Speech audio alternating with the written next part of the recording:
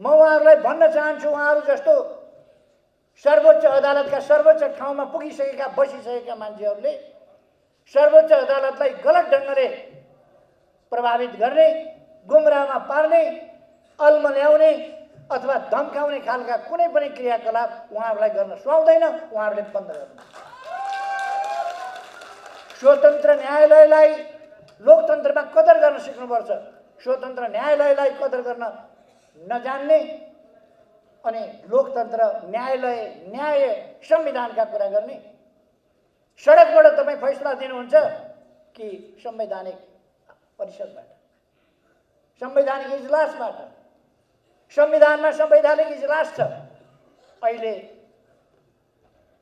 अति जान्ने सुन्ने अजासु भन्छ त्यस्ताहरू, अति जान्ने सुन्नेहरू केही निस्किएर संवैधानिक इजलासले हुँदैन भनेर, कुन संविधानले भन्यो तपाईँलाई संवैधानिक इजलासले हुँदैन भनेर?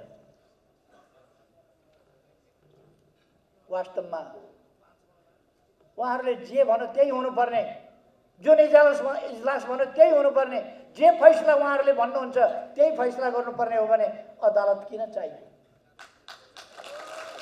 अदालतै चाहिएन। उहाँहरूले भने अनुसारै हुनुपर्छ भने अदालतै चाहियो। म भन्न चाहन्छु, सम्मानित स्वतन्त्र सम्मानित न्यायपालिकाको कदर गर्न सिकौँ, कदर गरेर जाउँ। हामीले कहिल्यै पनि न्यायपालिकाका विरुद्ध नारा जुलुस गर्ने, अपमानित ढङ्गले न्यायपालिकाका विरुद्ध बोल्ने गरेनौँ। हुन त उहाँहरूको सभ्यता हामीले देखेका छौँ। राष्ट्रपतिका विरुद्ध मनपरी छारष्ट सभ्य समाजमा त्यस्तो बोलिँदैन। रक्सी भट्टीमा पनि त्यस्तो बोलेको सुनेको छैन। रक्सी भट्टीका बाटाका अगाडिबाट हिँड्दाखेरि पनि रक्सी भट्टीमा कराउँछन्, अलिक बेठिक शब्दहरू बोल्छन्, तर यति बेठिक प्रचण्ड माधवहरूको जुलुसमा बोलिने शब्दहरू कसैले पनि बोल्दैन। सम्मानित संस्थाहरूका विरुद्ध उहाँहरूको सभ्यताको स्तर त त्यो छ। राष्ट्रको प्रमुख संस्था, गणतन्त्रको प्रतीक संस्था, सर्वोच्च राष्ट्रको संस्था र सम्मान र गरिमा जहाँ राष्ट्रको छ, त्यस संस्थामाथि हिलो छ्याप्न लाज नमान्ने, त्यसका निम्ति माफी नमाग्ने, त्यसका निम्ति शरम नमान्ने अचम्मको संस्कृति उहाँहरूको छ। अदालतका विरुद्ध एकजना वकिलले लेखेछ, कत्रो बिरालोले त म्याउ म्याउ गर्न सुहाउँछ, सिंह भएर गर्जिन सुहाउँछ। एउटा वकिलले सिंह भएर गर्जिएर, वर्तमान सम्झिएर, भविष्य सम्झिएर फैसला गर्नु भनेर न्यायाधीशलाई अर्को उपदेश दिए। धम्कार। वर्तमान पनि सम्झिनु अरे, भविष्य पनि सम्झिनु अरे, अनि मात्रै फैसला गर्नु अरे। के गर्छन् तिनले? न्यायालयको भविष्य, न्यायाधीशहरूको भविष्य के गर्छन् तिनले? भन्न खोजिया के? धम्काउन खोजिया के? यस्ताले लोकतन्त्रका कुरा गर्ने, जनताका बीचमा जाने कुरो लोकतन्त्र विरोधी भयो। जनताका विरुद्ध, जनताका बीचमा जाने कुरो लोकतन्त्र विरोधी हुँदैन, जनताका विरुद्ध जाने कुरो लोकतन्त्र विरोधी हो। त्यसकारण हामी जनताका बीचमा जाने कुरो गरेका छौँ, ताजा जनादेशका लागि जाने कुरा गरेका छौँ, संविधानको कार्यान्वयन गर्ने, लोकतन्त्रलाई अभ्यासमा लाने त्यही काम हामीले गरेका छौँ, त्यही कुरो गरेका छौँ। बहुमतको प्रधानमन्त्री, सर्वसम्मतको प्रधानमन्त्री मैले सरकार चलाउन उपयुक्त भएन, ताजा जनादेशका लागि जनताका बीचमा जान्छु भनिसकेपछि अर्को विकल्प छ संसदमा? फेरि अर्को विकल्पै छैन भने पुनर्स्थापना गरेर के गर्ने? पुनर्स्थापना कसरी हुन्छ? विकल्पै छैन। बहुमत कसैको छैन भने अनेक विकल्प छन् त्यहाँ।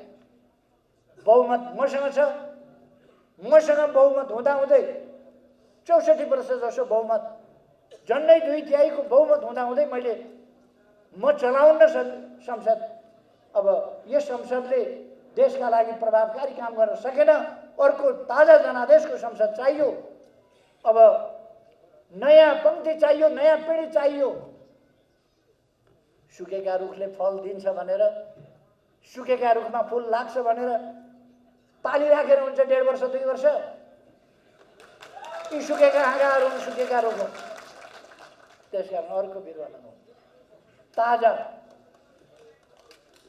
तसर्थ कुहेका फललाई त्यही रुखमै टाँस्न खोजेर हुन्छ, डालामा हाँगामा टाँस्न खोजेर हुन्छ? त्यो झर्छ, अर्को फल आउँछ। चुनाव हुन्छ, चुनाव वैशाख 17 गते, 78 साल वैशाख 17 गते र 78 साल वैशाख 27 गते हुन्छ। वैशाख 17 गते शुक्रबार, वैशाख 27 गते सोमबार नै चुनाव हुन्छ। त्यसकारण यसमा कोही पनि साथीहरू, दाजुभाइ, दिदीबहिनीहरू, देशवासीहरू कोही पनि भ्रममा अन्यलमा पर्न जरुरी छैन। अर्कोतिर केपी ओलीले चुनाव गराउँदैन तानाशाही लागू गर्छ भनेर हल्ला चलाइरहेको छ। केपी ओली जेल नेल खटेर अनेकपल्ट मर्दै बाँच्दै गरेर फर्किएर आएको लोकतन्त्र मास्नका लागि होइन, लोकतन्त्रको रक्षा गर्नका लागि हो, लोकतन्त्रलाई अगाडि बढाउँछ। त्यसकारण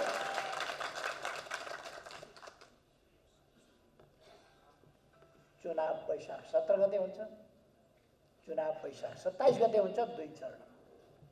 यसमा एक दिन पनि तलमाथि पर्दैन। साथीहरू, चुनावको माहौल तयार गर्नुहोस्, चुनावको वातावरण तयार गर्नुहोस्, चुनावमा जानुहोस्। हामीले यसपल्ट आँधीबेहरी सिर्जना गर्नुपर्दछ, चुनावी वातावरणको जनलहर सिर्जना गर्नुपर्दछ।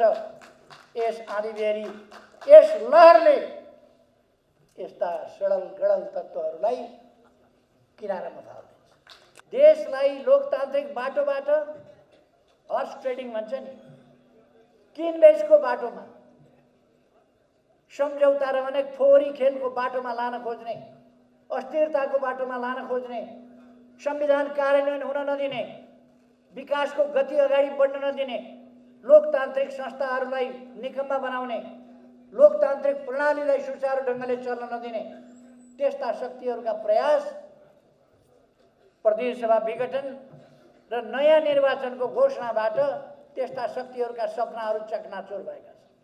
त्यसकारण उनीहरू आत्तिएका छन्। अहिले एउटा स्याल हो, यहाँ तपाईँहरूले सुनिरहनु भएको होला, संसद विघटन गरेर देश सङ्कटमा पर्यो भन्ने, संसदको निर्वाचन हुन लागेर देश सङ्कटमा पर्यो भन्ने। अनि हामीले संसदीय निर्वाचन नगर्ने हो र कहिले? संसदको निर्वाचन घोषणा हुँदा, संसदको निर्वाचन हुन लाग्दा देश सङ्कटमा पर्छ।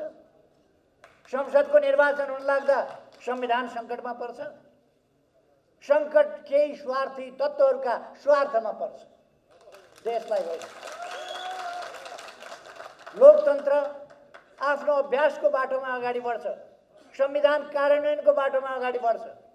तर संविधान कार्यान्वयन हुन नदिने, संवैधानिक निकायहरूलाई अगाडि जान नदिने, तिनलाई क्रियाशील हुन नदिने यस्ता प्रयासहरू कति भए तपाईँहरूले देख्नुभयो।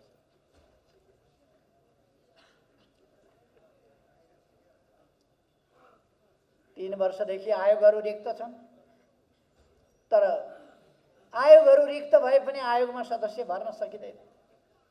बैठकै बस्न नमान्दिने, सहमति गर्यौँ अनि बैठक बस्ने भन्ने, सहमति के हो नै अचम्म छ। सहमति छँदै छैन, के हो के हो। सरकारलाई काम गर्न नदिने, मेरो मान्छे परेन, मेरो मान्छे पर्नुहुन्छ भन्ने एउटै रट, त्यो मात्रै लगाउने। आज हामीले केही अगाडि अध्यादेश ल्याएर संवैधानिक आयोगहरूको रिक्ततालाई भर्न चाह्यौँ, तर हामीलाई त्यो रिक्तता भर्ने अवसर दिइएन। अब हामी मिलेर जान्छौँ, मिलेर काम गरौँ, यो फिर्ता लिइदिनुहोस् भने हुन्छ भने। अरू पार्टीहरू फुट्छन् भन्ने डरले, अघि नै महेश बस्नेतजीले भनिसक्यो, अरू पार्टीहरू फुट्छन् भन्ने डरले को होल मचियो पार्टीभित्र। पार्टीका केही नेताहरूले बर्बाद हुने भयो, समाप्त हुने भयो, पार्टी फुट्ने भयो, यहाँ भयो त्यहाँ भयो आदि इत्यादि हल्ला मचाउँछ। नजानेर होइन, उहाँहरूलाई सबै कुरा थाहा छ।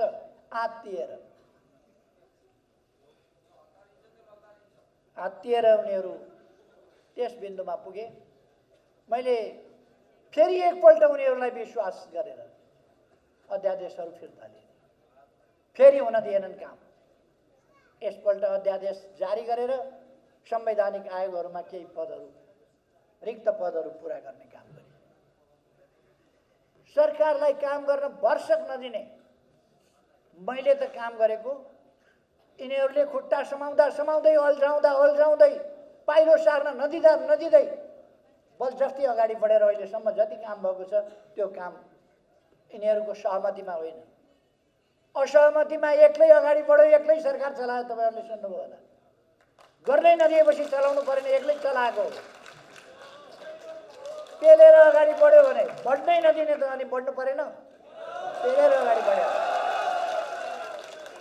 कामै गर्न नदिने, केही पनि कानुन बनाउन नदिने, कानुन लगेर संसदमा राखो, पेशै हुँदैन। 3 वर्षदेखि कानुनहरू पेश नभएर बस्ने अत्यन्त विचित्रको स्थिति, कामै गर्न नदिने। संसदीय समितिहरूमा मैले नै छानिकन समितिका सभापति बनाइदिएँ। समितिका सभापति भएपछि श्री देन जङ्गबहादुर भए कि के भए भन्ने ठानेर कहाँ अन्यत्रका आदेश तामेल गरेर काम हुन नदिने। अनि देशको जुन गतिका साथ देश अगाडि बढ्थ्यो र बढ्नु पर्थ्यो त्यो अगाडि बढ्न नदिने काम भएपछि देशको अरू 1.5-2 वर्ष खेर जान दिन हुँदैन। त्यसकारण चुनावमा जानुपर्छ। चुनावमा गएर नयाँ जनादेशका साथ अगाडि बढ्नुपर्छ, देशलाई अगाडि बढाउनुपर्छ। देशको गति, देशको समय कीमती छ, समय बर्बाद हुन दिनु। त्यो भनेर चुनाव घोषणा गरेपछि अब आत्तिए।